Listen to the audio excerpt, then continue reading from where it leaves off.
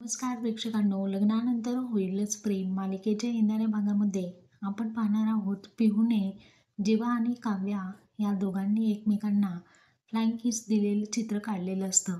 नंदिनी आता पिहूच्या रूममध्ये येते आणि पिहूला म्हणते, दाखव बरं पिहू, तू कोणतं चित्र काढलंस ते. आता पिहू तिच्या हातामध्ये काढलेले चित्र देते. नंदिनी पाहते आणि पिहूला विचारते, काय ग पिहू, हे का काढलंस तू, याचा अर्थ काय? तू हे कोणी कोणाला देताना पाहिलंस का?